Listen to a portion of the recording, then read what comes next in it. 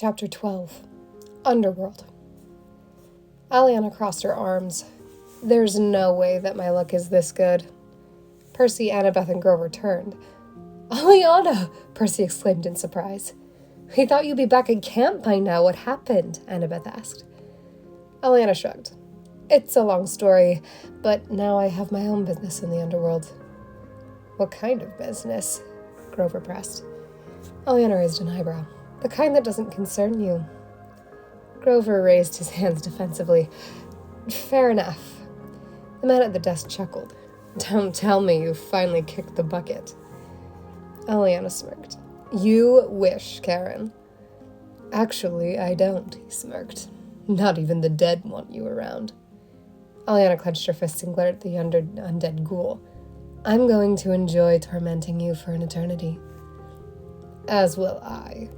Karen flashed a vicious, fanged grin. She raised an eyebrow and crossed her arms. Then why wait? Let us into the underworld. Unless you think we'll escape. He growled under his breath, glancing at the pile of drachmas on his desk. Very well. The boat is almost full anyway. He led them to an elevator. Hope you don't get seasick. He gave a wicked grin. Seasick? Percy asked as the elevator descended. It jerked. They were in a boat, on a murky river. Of course, Annabeth acknowledged, the river Styx. Aliana stared at the dark water. Somehow it made her feel hopeless, as if she would never amount to anything. Not that she needed magic water to feel that, but it certainly amplified it. Soon they reached the shore. A long line of people proceeded slowly forward, splitting three ways just before they reached a massive dog with 3 heads. Cerberus. How are we planning to get past the savage triplet hound? Aliana whispered to Annabeth. She smiled awkwardly. I'm honestly surprised we got this far. That's encouraging. Aliana gave her a look. Don't worry, Annabeth assured her. Athena always has a plan. Let's hope so. Aliana eyed the vicious-looking dog.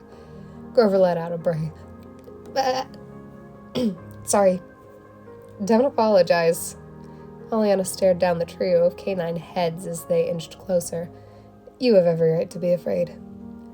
They stopped before the gargantuan hound. Cerberus sniffed them suspiciously, growling at their foreign scent. Aliana fingered her knife, which was now sheathed on her thigh in plain sight. Wait. Percy grabbed her wrist. Let me try something. He picked up a rock.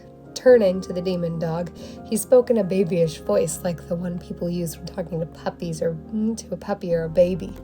Who's a good boy? He tried to keep his voice from shaking. You want the rock? He waved it above his head. Cerberus followed it with his eyes. Go get it! Percy threw the stone into the river Styx. Cerberus stood his ground.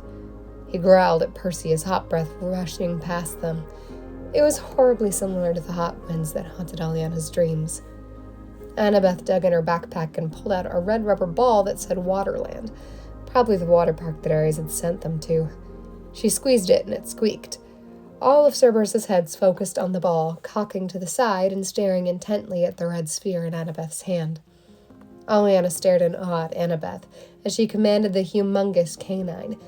Before long, they were all walking between the dog's thick legs towards the line on the fast track to the fields of Asphodel, basically the middle ground of the underworld. Not bad, but not particularly good either. Annabeth threw the ball and they darted towards the gate. Cerberus quickly destroyed the ball and started whimpering at Annabeth, who looked back pitifully. Sirens blared as they passed through what looked like a metal detector and entered the underworld. When they finally stopped running, they were all panting and laughing. Okay, Aliana heaved, a subtle pain still clutching her chest from her fractured ribs. That was awesome. Yeah, no kidding. Percy gently punched Annabeth's shoulder. How'd you do that? She shrugged. I had to train my old dog. You just have to be firm with them. Still, Aliana gushed, you just tamed a demon dog with 3 heads. A scream interrupted the group's mirth. They turned and saw a fiery valley divided into sections. The Valley of Punishment. The sight reminded them where they were and why they were there. On the other side was a far more appealing place, The Valley of Elysium, the place for the heroes. It was about as pleasant of an afterlife as you could get. Most people hoped to end up there, but very few ever did. The 4 teenagers wandered towards the black castle on the other side of the valley. Hades' palace grew ever closer, and the foreboding feeling grew. Grover's shoes started flapping, dragging him in the other direction. "Grover!" Percy shouted. "What are you doing?" "Nothing!" Grover tried to deactivate the winged shoes that Luke had given them to help them on their quest, but they didn't respond. The shoes pulled him down a sharp incline into a dark, dingy tunnel. Percy, Annabeth, and Aliana chased after him. "Take off the shoes!" Annabeth yelled at the flailing satyr. "Easier said than done!" Grover shouted back. He worked one of the shoes off and clambered for a handhold on the ground. His hands gripped a protruding rock as the remaining shoe fought to drag him off the edge of the sheer cliff.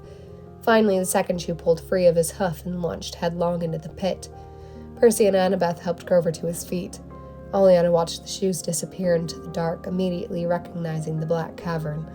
All that was missing was Cronus's hot breath. She stared into the pitch-black pit, expecting a deep voice to echo out of the depths. She was frozen, her joints locked in place, her heart pounding at twice the normal speed, her lungs heaving in and out. Someone touched her shoulder and she flinched. She turned to face Annabeth. The daughter of Athena examined her concernedly. "We have to go. We're running out of time." Aliana nodded. "Right." She looked back at the shadowy pit. Something wasn't right. Why hadn't Cronus made a move? He seemed so intent on getting her in her dreams. Why not take this chance? He had her, but he did nothing. She backed away from the cavern, the entrance to Tartarus, turned, and ran to catch up with the others.